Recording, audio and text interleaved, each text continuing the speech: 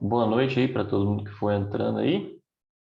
Boa noite. Vou explicar sobre o que vai ser a aula de hoje, né? Hum. Eu vou Vi falar. só- eu não assisti sua aula anterior, mas eu vi lá sobre a China. Sim, Preocupante. da crise imobiliária na China, né? Eu vi a China, o problema da China. Preocupante. Isso, é um tema até legal. Acho que ajuda Uhum. aí, pelo menos pelos próximos meses aí. Acho que é uma coisa que pode acontecer no futuro. Vamos esperar. É. Bom, a aula de hoje vai ser sobre a Amazônia, né? Vou falar de queimada, desmatamento. É, Uhum. Sem tanta politização, né? Porque esse é um assunto bem polêmico, assim. Vou trazer alguns dados e explicar um pouco da importância da Amazônia para o Brasil e para o mundo em geral. Então, vou Uhum. compartilhar os slides aqui, e aí vocês me falam se está dando para ver aí. Está dando para ver o slide aí? Ainda não. Mas agora Então, sim. foi? Agora sim. Obrigado.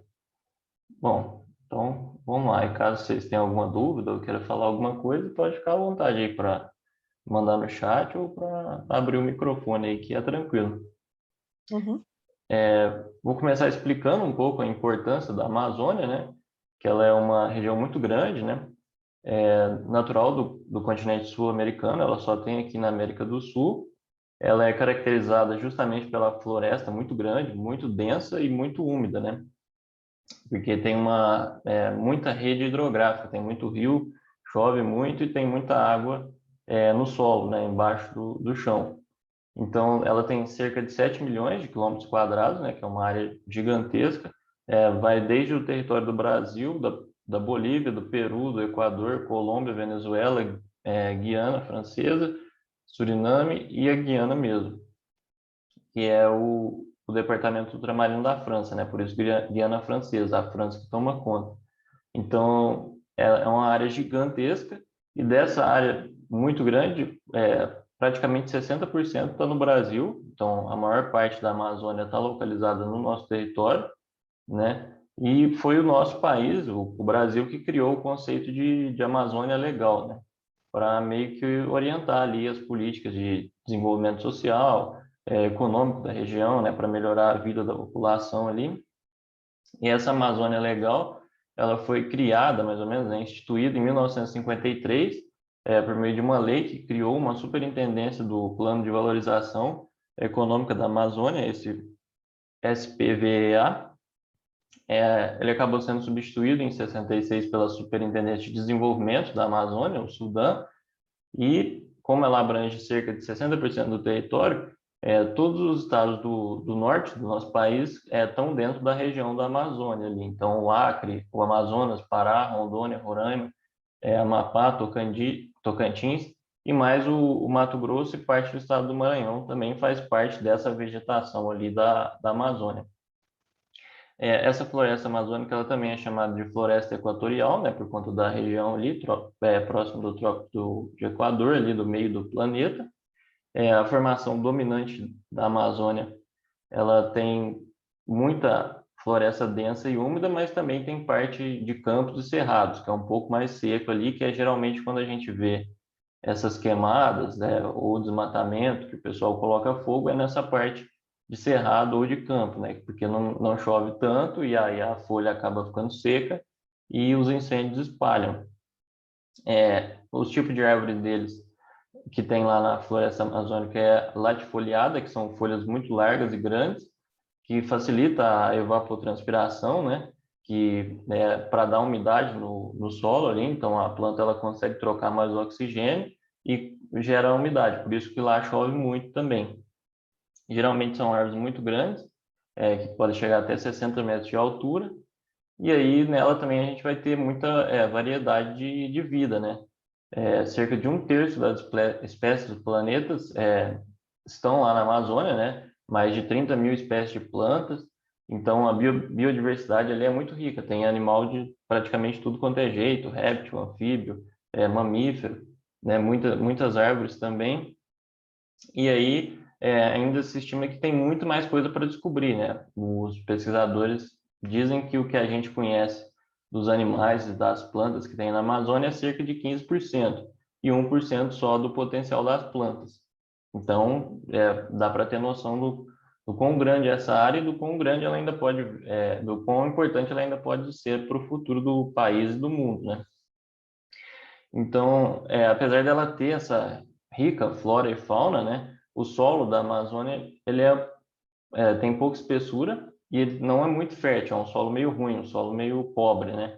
É como se fosse um solo arenoso. O que torna ele muito fértil é justamente a matéria orgânica que cai das folhas ali, né? Porque tem muita árvore, muito animal, às vezes acaba morrendo e isso meio que aduba o solo da região. Mas se você retirar todas as plantas ou os animais do solo da Amazônia, é como se fosse um solo de um deserto. Ele é bem arenoso ali, né? Não é um solo de muita qualidade, não. E aí qualquer quebra desse equilíbrio, né? Desmatamento, queimadas, coisas desse tipo, pode afetar todo o ecossistema da Amazônia. O clima dele é caracterizado como equatorial, tem temperaturas muito altas, né, muito quente, muitas chuvas durante todo o ano praticamente, e essas altas temperaturas estão associadas a esse alto índice de chuva que tem ali, e faz com que a Amazônia abrigue a maior bacia hidrográfica do mundo, né, que é o lugar onde tem mais rios no mundo, é a Amazônia. O principal rio tem cerca de 175 milhões de água a cada segundo, né? É um número que corresponde a 20% da vazão de todos os rios da Terra. Então, a cada segundo ali ele tem 20% de água de todos os rios do mundo inteiro. É muita água. E além disso, no subsolo, como eu falei, embaixo do chão da Amazônica, tem mais água do que na parte que a gente consegue ver, né? Então, é muita água que daria para abastecer o mundo inteiro. E aí, toda essa ecossistema, essas chuvas, acabam formando os famosos rios voadores, né? Que auxiliam no clima do Brasil inteiro e da região sul inteira. Então, esses rios voadores, eles andam pelo país, acaba gerando chuva aqui no sudeste, no centro-sul, no centro-oeste, e também tem influência até no Paraguai e acaba correspondendo no mundo inteiro, né? Um dos problemas muito grandes da Amazônia é o extrativismo madeireiro, que ele pode ser sustentável ou não, mas geralmente não é. E também tem um pouco de ecoturismo lá, que a gente vai ver mais para frente, né? Dá para fazer umas visitas, ficar nos hotéis lá, para quem gostar desse tipo de passeio, né? E aí, por fim, a gente vai meio que falar aqui da esfera geopolítica. Então, já deu para entender que ela é uma região muito grande, é uma região muito rica em água, em espécies animais, e também muito rica no solo, né? Tem nióbio, tem muitos materiais ali que eu vou citar daqui a pouco que podem ajudar um país a ficar muito rico.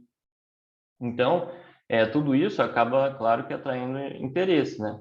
E aí levou o governo federal, ao longo do século XX, a pensar e planejar essa região amazônica ali como uma área para ser resguardada, uma área para ser protegida, né? Porque como é uma área muito rica, que tem minerais, tem muita água, tem muita diversidade, ela certamente iria despertar interesse de outros países, né? De empresas muito ricas que vão querer ir lá explorar, né? O nosso patrimônio. E aí o governo federal meio que começou a fazer algumas políticas desde o século passado para tentar proteger essa área, né? Entre outras palavras, existia meio que o medo ali do Brasil correr o risco de perder esse território, né? Porque alguém poderia tomar, sendo uma potência militar ou econômica.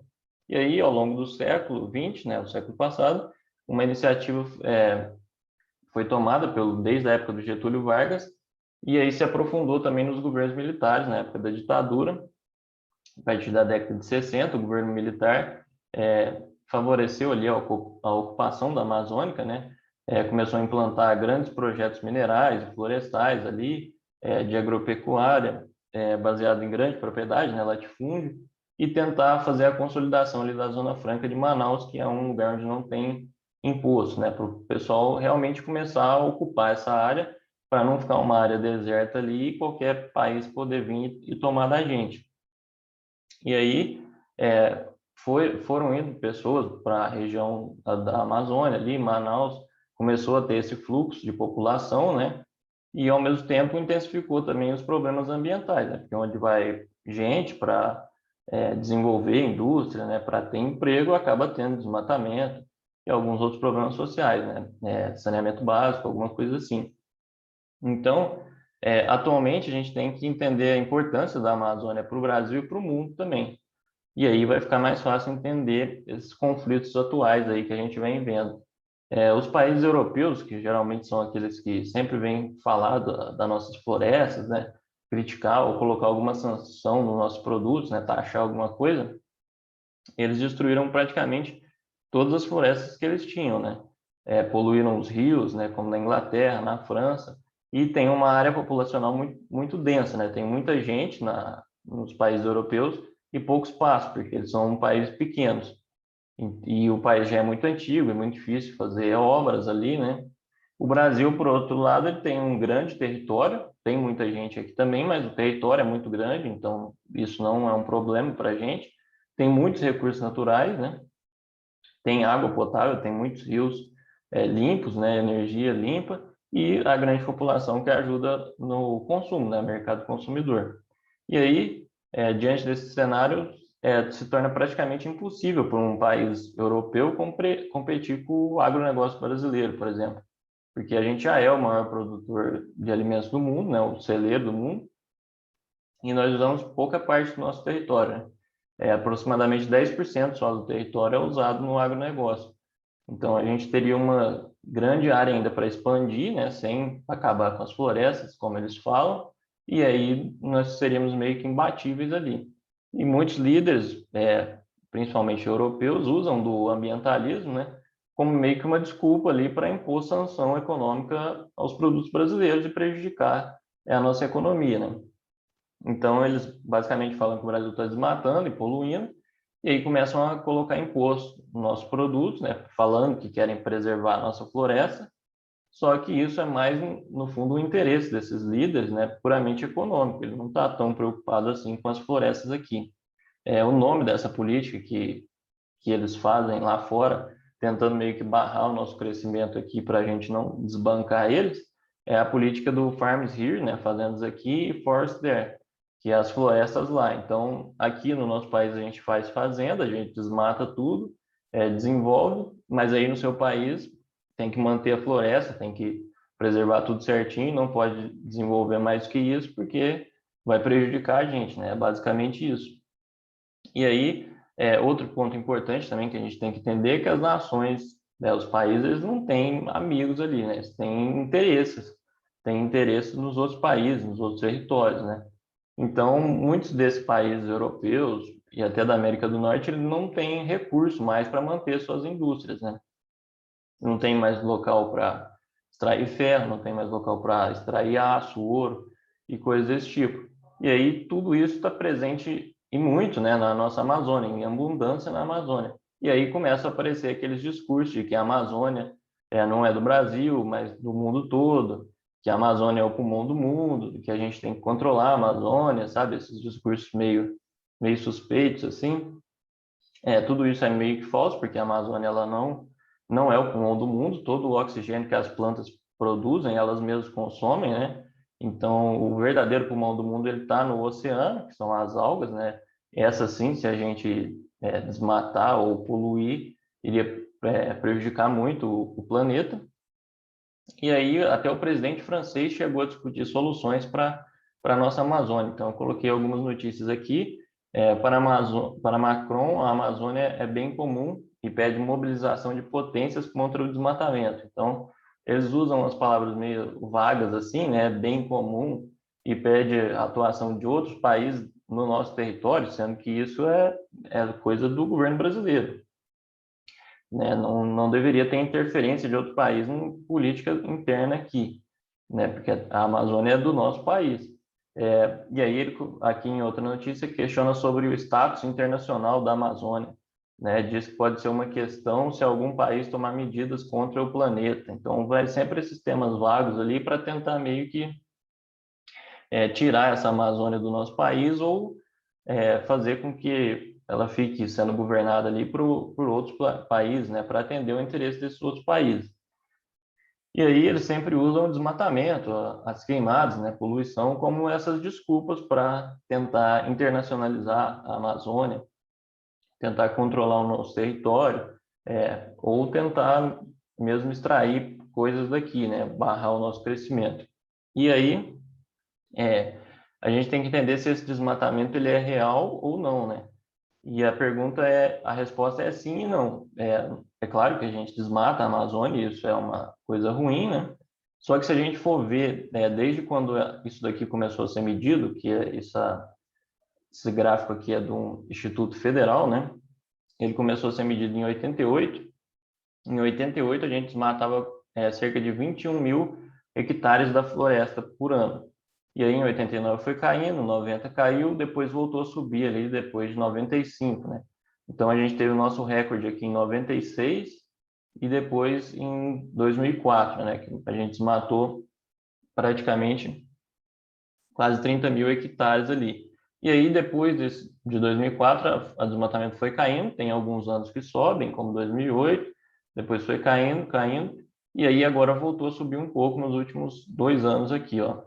Então, se a gente ver o comportamento de desmatamento da Amazônia nos últimos 10 anos, a gente vai perceber que ele realmente aumentou, né? O desmatamento aumentou nos últimos 10 anos.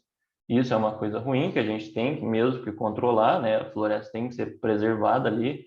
Se for para, sei lá, desmatar alguma área, ela tem que ser algo planejado, né? Para não afetar o nosso país, o clima, coisas desse tipo. Então, realmente, nos últimos 10 anos, o desmatamento aumentou, e nos últimos 2 anos do governo Bolsonaro aumentou mais ainda.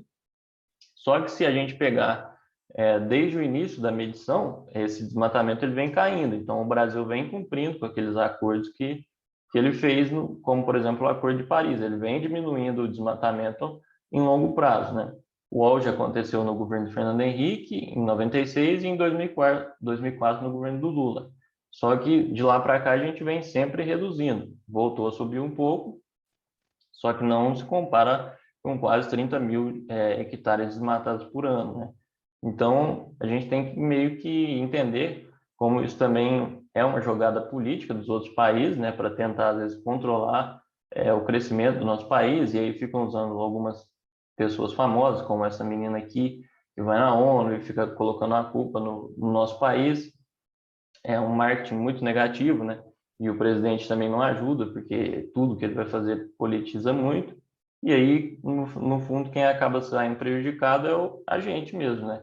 Que eles taxam nossos produtos, aí nossos produtos já ficam caros aqui, não conseguem vender lá, não conseguem pagar as coisas direito aqui, vai gerando desemprego dentro do nosso país, e tudo isso por meio de uma notícia ali meio falsa, né? Porque a gente vê que o desmatamento realmente subiu nesses últimos 2 anos, só que não se compara com o que era há 15, 20 anos atrás, né? A gente desmatava muito mais. Então, a longo prazo, o desmatamento está caindo. E isso é algo bom, né? Porque também o agronegócio começou a desenvolver mais tecnologia e agora a gente consegue usar menos território e produzir mais, né? Graças à tecnologia, os adubos, agrotóxicos, coisas do tipo. Então, é isso. Esse é um assunto bem importante, né? Que geralmente costuma ser bastante falado aí. E caso alguém tenha alguma dúvida, pode ficar à vontade. Não fiz uma aula tão longa, preferi focar só nisso.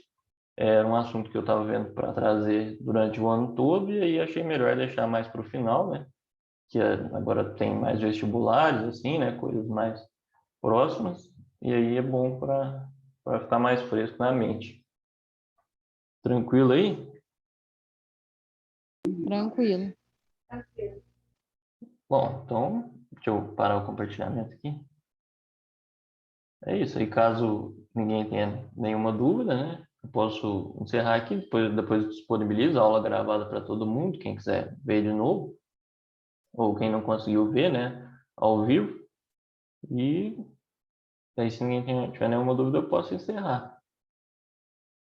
Então tá, tudo certo. Obrigada, viu? Eu que agradeço aí a presença de todo mundo, boa noite e Boa bom noite. resto de aula aí para todo mundo e bom resto de semana também. Tá bom, para você também. Até semana que vem, se Deus quiser. Até, amém. Obrigada, Felipe. Até semana que vem. Obrigado, eu que agradeço.